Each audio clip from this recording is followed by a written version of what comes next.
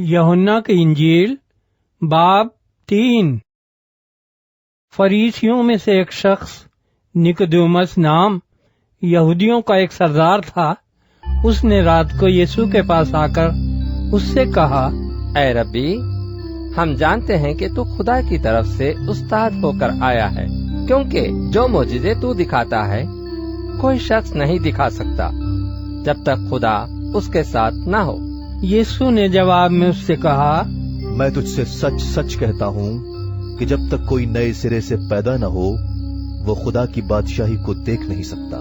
Nicodemus ने उससे कहा, आदमी जब बूढ़ा हो गया तो क्यों कर पैदा हो सकता है? क्या वो दोबारा अपनी माँ के पेट में दाखिल होकर पैदा हो सकता है?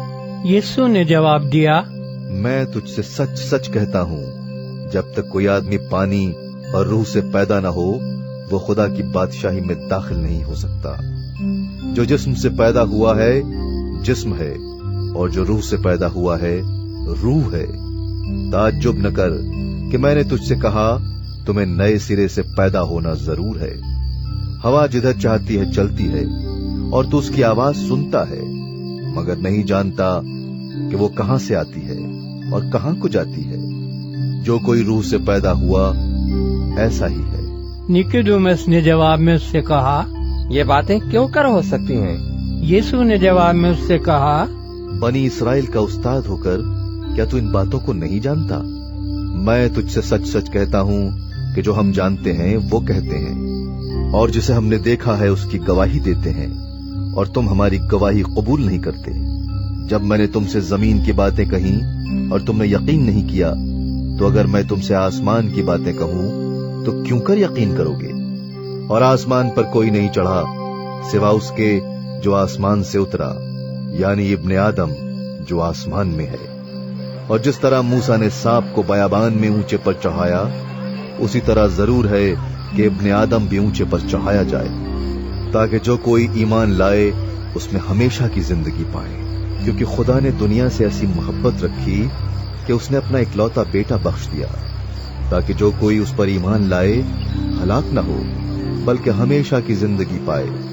क्योंकि खुदा ने बेटे को दुनिया में इसलिए नहीं भेजा कि दुनिया पर सजा का हुक्म करे, बल्कि इसलिए कि दुनिया उसके वसीले से नजात पाए।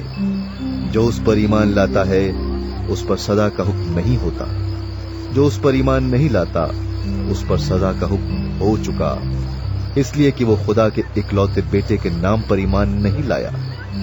और सजा के हुक्म का सबब यह है कि नूर दुनिया में आया है और आदमियों ने तारीकी को नूर से ज्यादा पसंद किया, इसलिए कि उनके काम बुरे थे।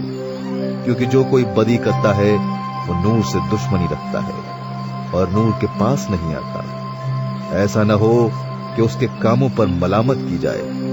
मगर जो सच्चाई पर अमल करता है वो नूर के पास आता है, ताकि उसके काम जाहिर हों कि वो खुदा में किए गए हैं। इन बातों के बाद यीशु और उसके शागिर्द यहूदिया के मुल्क में आए और वो वहाँ उनके साथ रहकर बपतिस्मा देने लगा। और यूहन्ना भी शालीम के नजदीक ऐनून में बपतिस्मा देता था, क्योंकि वहाँ पानी बहुत था और लोग आकर बपतिस्मा लेते थे, क्योंकि यूहन्ना उस वक्त तक कैद खाने में डाला न गया था। बस यूहन्ना के शागिर्दों की किसी यहूदी के साथ तहारत की बाबत बहस हुई। उन्होंने यूहन्ना के पास आकर कहा, ऐ रब्बी, जो शख्स यरदन के पार तेरे साथ था, जिसकी तूने गवाही दी है, देख वो बपतिस्मा देता है और सब उसके पास आते हैं। यूहन्ना ने जवाब में कहा, इंसान कुछ नहीं पा सकता जब तक उसको आसमान से ना दिया जाए। तुम खुद मेरे गवाह हो कि मैंने कहा मैं मसीह नहीं मगर उसके आगे भेजा गया हूँ। जिसकी दुल्हन है वो दुल्हा है, मगर दुल्हा का दोस्त जो खड़ा हुआ उसकी सुनता है, दुल्हा की आवाज से बहुत खुश होता है। बस मेरी यह खुशी पूरी हो गई। जरूर है कि वो बढ़े और मैं घटूं। जो ऊपर से आता है वो सबसे ऊपर है, जो जमीन से है वो जमीन ही से है और जमीन ही की कहता है।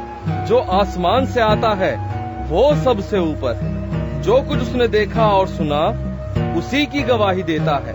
और कोई उसकी गवाही कबूल नहीं करता। जिसने उसकी गवाही कबूल की उसने इस बात पर मोहर कर दी कि खुदा सच्चा है, क्योंकि जिसे खुदा ने भेजा वो खुदा की बातें कहता है, इसलिए कि वो रूह नाप नाप कर नहीं देता।